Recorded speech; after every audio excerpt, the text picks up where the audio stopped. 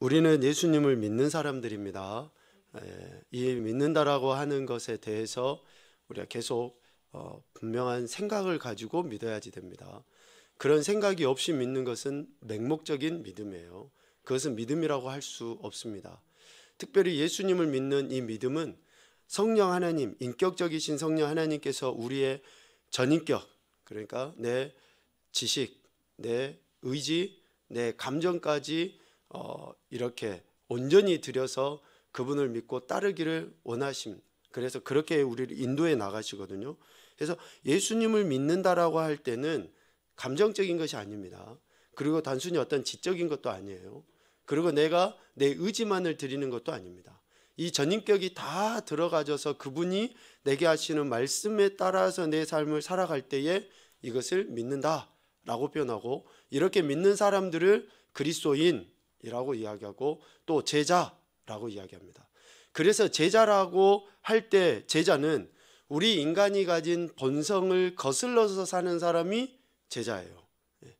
우리 인간이 가진 본성, 죄의 본성을 거슬러서 하나님의 말씀 따라 사는, 예수 그리스도의 명령을 따라서 사는 사람이 제자라는 거죠.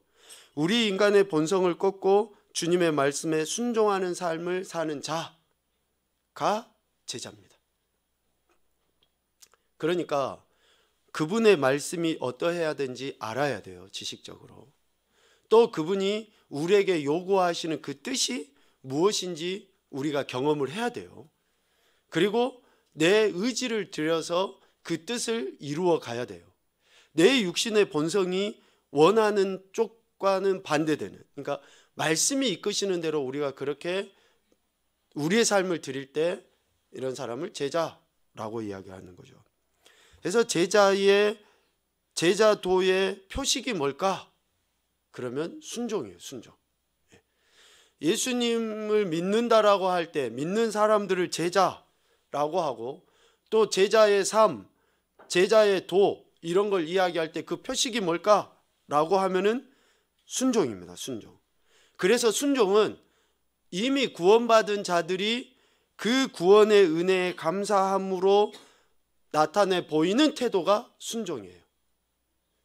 구원받지 않는 사람들은 순종할 수가 없습니다. 그래서 이미 구원받은 사람에게서만 기대할 수 있는 그런 삶의 태도가 순종이죠.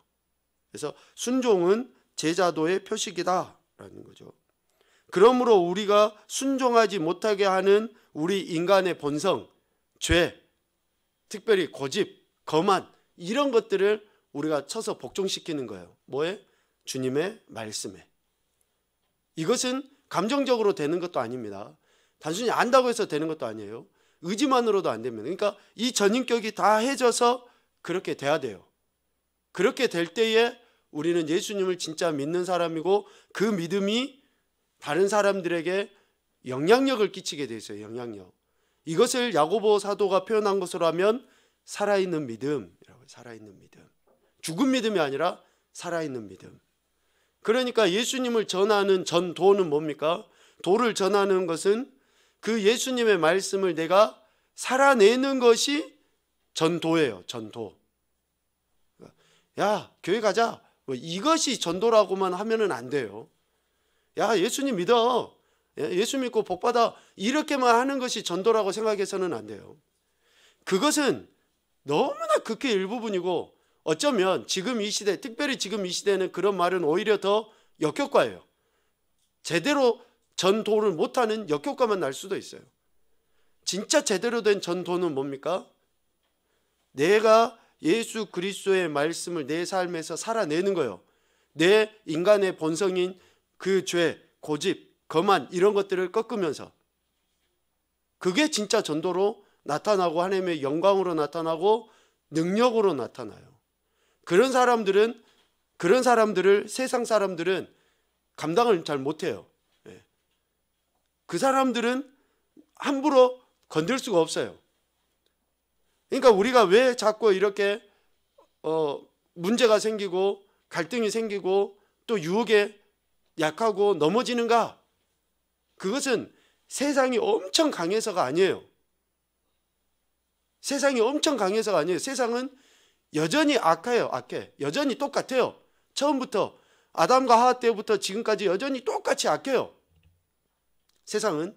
사탄 원수마귀는 그래요. 눈에 눈꽃만큼도 정이 없어요. 사탄은. 내가 약하기 때문에 넘어지는 거예요. 내가 약하기 때문에, 내가 하나님의 말씀의 능력을 경험하지 못하기 때문에 넘어지는 거예요. 누구 탓할 필요가 없습니다. 그래서 제자는 내 인간의 본성인 이 죄악을 꺾고 주님의 말씀에 순종하는 사람이 제자다. 그럼 이 순종은 뭘로 나타나 보여지느냐? 뭘로 증명이 되어지느냐? 봉사예요. 봉사. 섬김. 그러니까 내가 예수님의 말씀에 순종한다라는 것은 보여져야 되잖아요. 보여져야 돼. 그러니까 이 보여지는 것이 뭘로 나타납니까? 섬김으로 나타나는 거예요. 봉사로 나타나는 거죠. 그래서 순종의 바탕 위에 섬김이 있어야 돼요. 순종의 바탕 위에 섬김이 있습니다. 예수님을 구원자와 왕으로 고백하는 사람들이 예수님을 섬기는 것, 즉 예수님을 닮아감의 그런 모습으로 나타나는 거죠.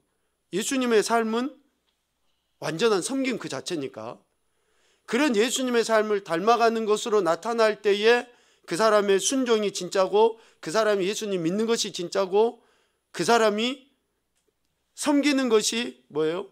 하나님의 영광을 위해서 섬기는, 즉 예수 그리스도의 삶을 그대로 살아내는 삶이라고 이야기를 하는 거예요. 이해가 되시죠? 표정들이 다 무서워요. 지금 화면으로 보시는 분들은 다 생글생글 웃고 예배 드리시겠지만 여기 앉아 계시는 분들은 매우 심각합니다. 지금 분위기가. 심각하라고 이야기를 하는 게 아니고요. 여러분들이 이 말씀을 듣고 정말 우리 자신이 내가 예수님을 제대로 믿는지 이런 점검을 해야 돼요. 흔히 우스갯소리로 이야기하잖아요. 왜 이 이야기가 매우 중요하냐면 우리가 10년, 20년, 30년을 신앙생활해도 내가 제대로 예수 그리스도를 구원자와 왕으로 고백하는 것이 그 내 삶 속에서 드러나 보이지 않으면 두 가지잖아요. 첫째는 생명록에 우리의 이름이 기록되는 것과 둘째는 행위록에 기록이 되는 거잖아요. 그래요. 예수님을 구원자라고 믿었으니까 생명책에는 기록됐다 합시다. 그러면 행위록에 기록되는 그것은 어쩔 거냐고요. 그건 어떻게 할 거예요? 내가 진짜 예수님 믿고 그 믿음대로의 삶을 살지 않으면 행위록에 기록된 거 그건 어떻게 할 거냐고요. 그러니까 내가 예수님을 믿는 것이 진짜다라고 하는 것이 삶으로 증명되어지는 그러한 모습으로 드러나야지 우리의 행위록에 대한 것이 하루하루 써지는 것이잖아요. 그래서 예수님을 믿는 자, 순종하는 자들이 삶의 섬김으로 드러날 때에 그런 사람들은 하나님 지금 이 땅에서 주시는 은혜뿐만이 아니라 금생과 내생에, 그러니까 우리의 삶이 이 땅에서 끝난 이후의 모든 영원한 삶 가운데도 영향을 끼치는 거예요. 지금의 내 삶이. 그래서 중요한 거거든요. 그래서 우리는 예수 그리스도를 구원자 왕으로 고백할 뿐만이 아니라 그분의 섬김을 본받아서 닮아가는 이러한 섬김의 삶을 살아가는 거예요. 봉사, 섬김이라고 하면 그냥 우리는 단순히 약자를 좀 도와주는 정도로만 생각을 합니다. 그런데 그 정도보다 훨씬 더 차원이 깊어요. 이 섬김은. 우리 믿음의 고백이 섬김으로 나타난다고 하잖아요. 순종과 섬김으로 나타나잖아요. 그러니까 우리가 이 섬긴다라고 하는 것은 결국은 누구를 섬기는 거예요? 예수 그리스도를 섬기고 하나님을 섬기는 것과 같은 동일한 의미에서의 섬김이에요. 나보다 좀 못하고 가난하고 좀 연약한 자를 도와주는 정도의 문제가 아니라는 거예요. 내 섬김이 예수 그리스도 이름으로 섬기는 이 섬김이 그분을 섬기는 것이기 때문에 매우 중요한 섬김이다라는 거예요. 그래서 우리가 섬김할 때요, 감정적으로 해서는 절대 안 됩니다. 내가 기분 좋으면 하고 기분 좋지 않으면 안 하고, 내가 뭐 특별히 우리가 그러잖아요.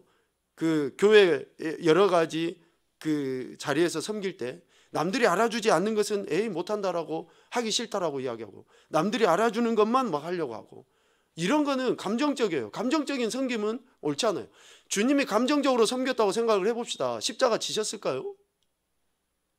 주님은 절대 그러시지는 않거든요. 그러니까 우리의 섬김은 결코 감정적으로 섬겨서는 안 돼요.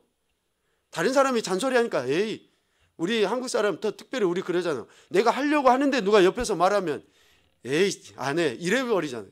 그게 아니에요. 그게 아니에요. 그러니까 내가 그러한 마음이 아니라는 것이 여전한 주님을 대하는 태도로서 나타나 보여져야 된다라는 것이죠. 이러한 섬김, 이러한 순종,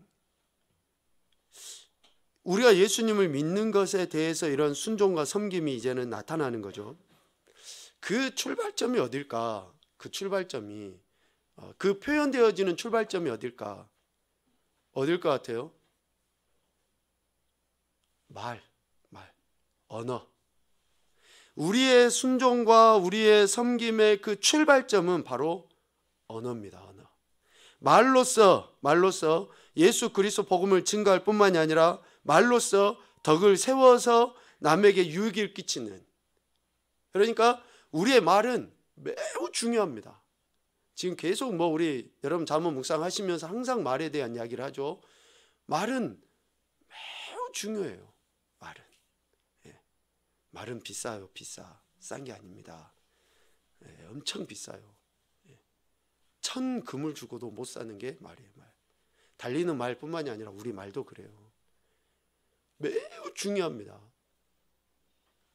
참 우리나라의 이런 속담들을 우리가 좀 공부를 하다 보면 참 지혜롭다라는 그런 생각을 하게 돼요.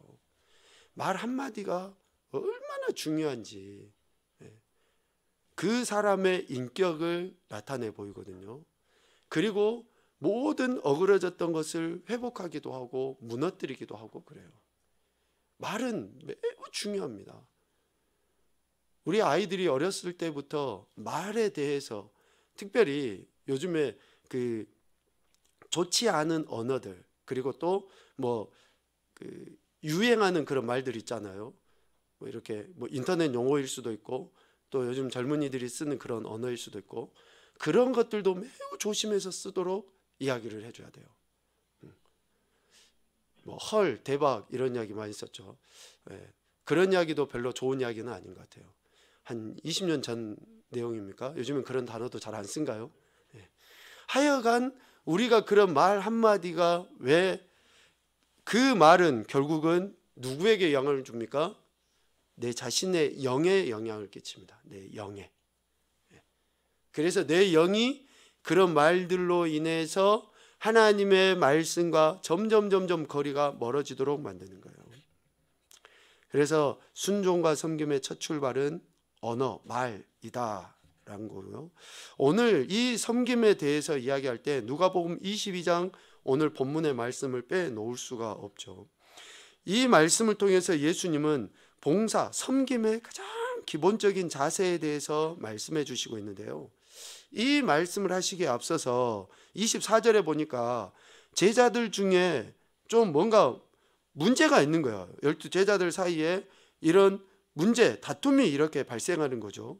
그 다툼의 원인이 무엇일까 보니까 그중 누가 크냐 하는 다툼이 난지라.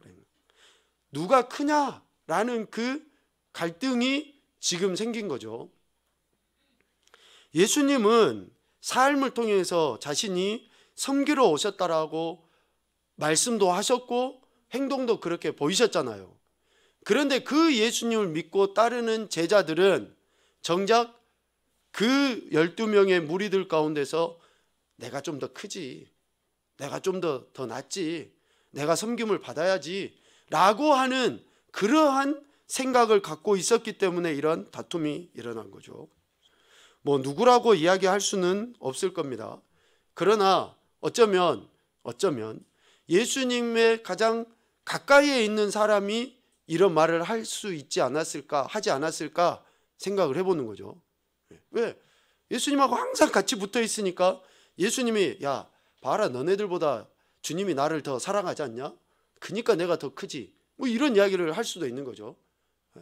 그런데 주님의 삶과, 그러니까 주님의 말씀과 주님의 삶은 어떻습니까? 절대 그런 모습이 아니거든요. 그래서 예수님은 하나님 나라의 다스림과 세상 나라의 다스림이 정반대된다라고 이야기를 하셔요. 25절과 26절 말씀에 보면 이방인들, 세상 사람들, 세상의 임금들은 어떻습니까? 자기가 임금이라고 이야기하고, 자기가 큰 자라고 이야기하고, 자기가 집권자고 주관자라고 이야기를 하는 거예요. 이런 말은 뭐예요? 자기 마음에 맞아야지만이 일하는 자예요. 자기 마음에 맞아야지만이. 자기 감정에 들어야지만이 일하는 사람이 바로 세상의 이방인과 임금과 같은 거예요. 내 기분이 맞아야지 일하는 사람은 이방인이에요. 세상의 임금하고 똑같아요. 앞서 이야기한 것처럼 다른 사람이 알아주지 않으면 일을 안 해버려요. 그런 사람들은. 알아주지 않아도 자기에게 주어진 일이라면 묵묵히 하는 사람이 이방인이 아니라 진짜 큰 자예요. 그런 사람이. 그래서 주님은 하나님 나라의 다스림과 세상 나라의 다스림이 정반대된다라는 것을 이야기하시고, 이렇게 이방인은 그런 큰 자를 이야기하지만 주님이 보실 때 진짜 큰 자는 어떤 사람이에요? 여기에 본문에 보면 젊은 자와 같고 라고, 젊은 자와 같고. 젊은 자는 소자예요. 섬기는 자, 또 배우려고 하는 자, 그러니까 겸손한 자, 진리를 배워서, 즉 예수 그리스도를 배워서 그분의 삶을 본받아 일하는 사람이 큰 자라는 거예요. 주님 나라에서는. 그러니까 자기의 기분이나 감정이나 형편이나 그런 거에 관계가 없어요. 주님이 그렇게 하신 것처럼 그냥 그렇게 따라서 살아가는 자가 진짜 큰 자예요. 우리는 어때요? 높은 자리에 앉아서 섬김을 받은 것이 큰 자라고 여겨요. 그런데 그런 사람들은 자기 감정대로 해요. 자기 마음에 맞아야지만 이래요. 그거는 큰 자가 아닙니다. 큰 자는 어떤 자냐? 진리를 배워서 그렇게 살아가는 자가 큰 자다라는 거예요. 그래서 예수님은 27절에 그렇게 이야기하시죠. 마지막에. 그러나 나는 섬기는 자로 너희 중에 있노라. 지금 제자들이 이것으로 다투고 있어요. 그런데 주님이 정답을 말씀하셔 버리잖아요. 내가 너희의 주다, 너희의 스승이다. 그런데 나는 지금 너희들에게 섬기는 자로 와 있다 라고요. 정답이에요. 이제 이게 더 이상 이 말씀 이후의 제자들은 누가 더 크다라고 말을 할 수가 없어요. 이제 더 이상 그렇게 해버리면 어때요? 그들은 제자가 아니에요. 몰랐을 때는 그렇게 할 수 있다 칩시다. 그런데 이제 주님이 정답을 말씀해 주셨잖아요. 나는 섬기는 자로 너희 중에 있다 라고 말씀을 하셔버렸어요. 그러니까 제자들이 예수님을 믿는다고 하고 따른다고 하는 무리들은 더 이상 내가 좀 더 너보다 크다, 너보다 낫다, 나는 네가 나를 섬겨줘야지 된다 라고 절대 그렇게 말을 해서는 안 돼요. 아시겠죠? 시작. 오늘 분위기가 되게 무겁습니다. 예. 그렇게 이제 주님이 우리에게 본을 보이셨으니까 제자된 우리들은 내가 더 크다라고 말을 해서는 안 돼요. 이것은 교회 공동체 안에서뿐만이 아니라 가정에서도 그렇고요. 우리 삶의 모든 영역에서 다 해당되는 말씀입니다. 남편과 아내의 관계, 부모와 자녀의 관계, 또 직장 안에서의 상사와 또 부하 직원과 이런 관계, 친구들과의 관계, 이런 모든 관계성 속에서 나의 제자됨은 그렇게 나타나야 돼요. 다른 사람이 하나 할 때 나는 두 개 해줘야 돼요. 다른 사람이 하지 않은 것을 보고 나도 하지 않으면 안 돼요. 나는 해야 돼요. 나는 제자니까. 누구의 제자예요? 예수님의 제자니까. 그 사람의 제자가 아니에요.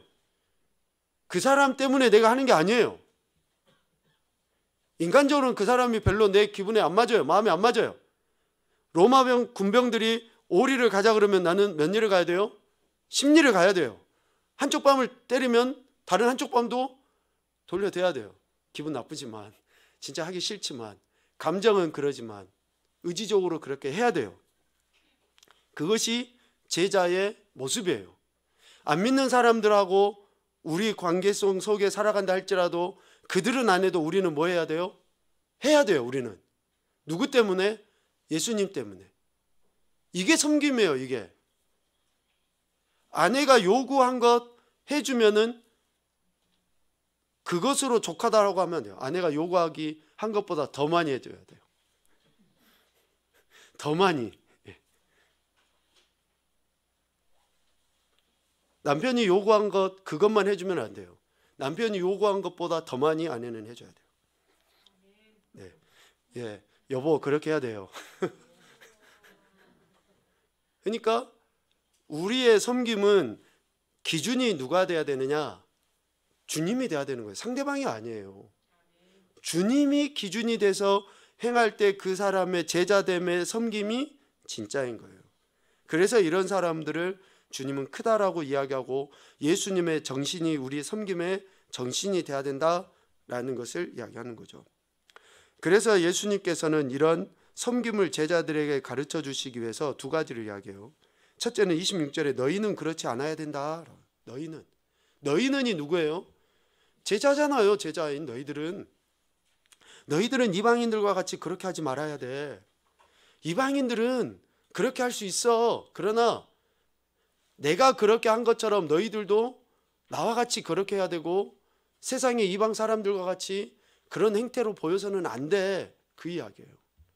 이게 오늘 우리에게 주시는 첫 번째 교훈입니다. 두 번째 교훈은 그러나예요. 그러나 교회 안에 있는, 그러니까 예수 그리스도를 믿는 세상의 큰 자의 개념이 아니라 예수 그리스도의 그 섬김의 개념, 섬김의 정신이 너희에게, 오늘 우리에게 있어야 된다라는 거예요. 오늘 우리에게. 그래서 저와 여러분이 예수님을 믿는다고 하는 것은, 그러니까 이 믿는다라는 말의 의미 속에는 이런 모든 것들이 포괄적으로 다 담겨져 있는 겁니다. 다 담겨져 있어요. 그래서 믿음은 추상적인 단어가 아니라고 이야기를 하는 거예요. 실질적인 삶에서 순종과 섬김이 이렇게 드러날 때의 그 믿음을 우리는 믿음이다 라고 이야기를 하는 거죠.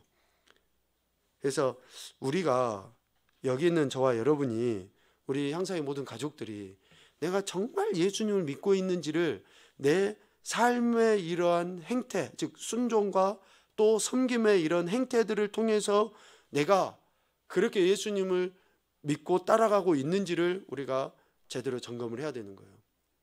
제일로 위험한 게 계속 몇 차례 이야기하지만 감정입니다. 우리 인간의 본성인 이 감정이 계속 우리가 그것을 하지 못하도록 만들거든요. 특별히 기분이 좋지 않으면 안 해버려요. 기분이 안 좋으면 예배도 안 드려요. 기분이 안 좋으면 뭐 봉사도 안 해요. 기분이 안 좋으면 뭐 섬기다가도 말아버려요. 아니, 우리 기분이 그렇게 중요합니까? 아니요. 기분에 의해서 우리는 사는 인생들이 아니에요. 여러분 부부싸움 하셔도 꼭 주일날은 교회 나오셔야 돼요. 막 토요일날 저녁에 대판 막 싸웠고 집이 난리가 나도 주일날 아침에는 꼭 교회 나오셔야지 돼요. 예배 드리셔야지 되니까. 기분이 엄청 상했어요. 그래도 교회 나와야 돼요. 할 수 있으면 토요일날 안 싸우시는 게 중요하지만 뭐 어쩌다 언제 싸울 수도 있는 거죠. 우리가 싸워도 주일날에는 나와야 돼요. 나와가지고 인상 쓰고 계시면 안 돼요. 얼굴을 그래도 펴셔야 돼요. 막 이렇게. 아니 왜냐하면 그 내가 얼굴이 인상 썼다라는 것은 뭐예요? 나오긴 나왔는데 아직까지 내 마음이 내 기분에, 내 감정의 지배를 받고 있다라는 것의 표현이에요. 예배 자리에 앉아서는 누구의 지배를 받아야 돼요? 하나님의 지배를 받아야 되는데 내가 인상 쓰고 이렇게 있는 것은요, 여전히 내가 내 감정의 지배를 받고 있다라는 거예요.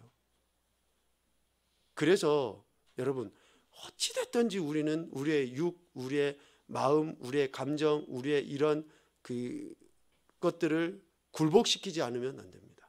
굴복시켜야지 돼요. 그것이 뭐냐?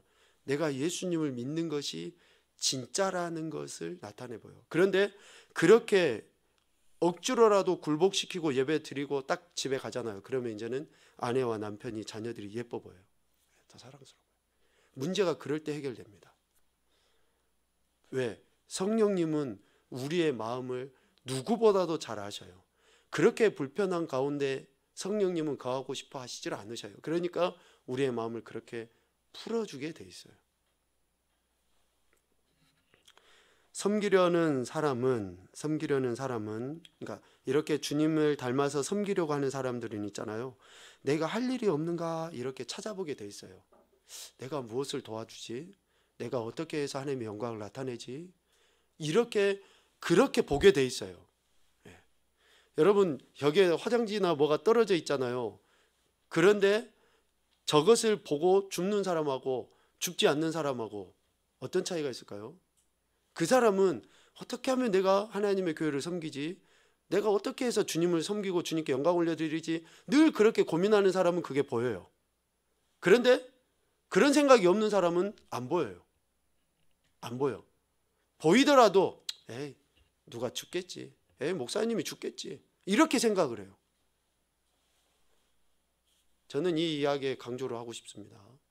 하나님의 집, 우리가 섬겨야 될 어쩌면 가장 중요한 처소인 예배당과 또 우리 삶의 터전의 그런 모든 것들을요, 누가 하기 전에 내가 먼저, 이거 뭐 솔선 뭐 이런 이야기들도 다 할 수 있겠지만 내가 주님을 섬기고자 하는 마음이 있으면 허리가 굽어진다니까요. 아이고 허리야 하면서도 죽게 돼요. 아이고 허리야 하면서도 구부려진다니까요. 왜? 보이니까. 그리고 섬기려는 마음의 그 태도가 있는 사람들은요, 남을 도와주려는데 앞장서게 돼 있어요. 남을 도와주려는데. 가난한 자, 물질적인 가난뿐만이 아닙니다. 저는 오늘 저녁에 떡을 얻어 먹었어요. 떡을, 맛있는 떡을, 쑥떡을, 그것도 맛있는 조청하고 이렇게 얻어 먹었어요. 여기 저희 그 석호 아파트 쪽으로 초등학교에서 쭉 올라오다 보면 그쪽이 굉장히 가파르거든요. 가파라요. 그런데 다른 교회 다니시는 여기 석호 아파트에 사시는 연세 드신 권사님이 뭐 짐도 없는데 거기 올라오기가 굉장히 힘들잖아요. 이렇게 막 뒤뚱뒤뚱 하시면서 이렇게 걸어 올라오신 거예요. 그래서 차 문 열고 권사님 타세요 하고 태워서 한 150m나 모셔다 드렸을까요? 그런데 나중에 전화 와가지고 목사님 잠깐 뒤쪽으로 오세요 해가지고 갔더니 쑥떡 맛있게 갖고 주셨어요. 진짜 맛있었어요. 맛있어서 침이 지금도. 한 입만요. 어떻게 없어, 먹어버렸어 저녁에. 여러분, 우리가 누군가에게 그들의 필요가 무엇인가 민감해지는 것은 뭐냐면요, 내가 관심이 있을 때 민감해져요. 관심이 있을 때. 그래서 그러한 섬김들이 우리 안에서 나타나지고 그 섬김이 그 사람의 마음을 그때 변화시킵니다. 그때 변화시켜요. 여러분 축복합니다. 우리가 정말로 예수님 믿는다는 것은요, 너무나 삶의 현장 속에서 어찌 보면 단순해요. 단순해. 이 단순함을, 우리의 죄성, 우리의 본성은 사탄 원수마귀에 의해서 계속 복잡하게 만들어요. 복잡하게 만듭니다. 여러분, 우리가 예수님 믿는다는 것에 대해서 다시 한번 오늘 이 순종 그리고 이어서 섬김에 대해 이야기를 하고 있는데요, 좀 생각 좀 이렇게 해가지고 우리가 예수님 믿는 것이 진짜로 하나님의 영광이 드러나지고 또 나의 이러한 신앙, 믿음으로 인해서 한 영혼이라도 이렇게 전도, 복음을 전할 수 있는 기회로 삼기 위해서는 내 안에 이러한 진실된 순종과 섬김의 태도가 나타날 때라는 것을 잊지 않으셨으면 좋겠습니다. 우리 항상 이 모든 가족들이 정말 이러한 마음으로 주님을 믿고 따름으로 말미암아 하나님의 영광을 드러내시고 또 이후에 하나님이 예비하신 그 많은 상급들을 받아 누리시는 귀하고 복된 인생이 되시기를 주님의 이름으로 축복합니다.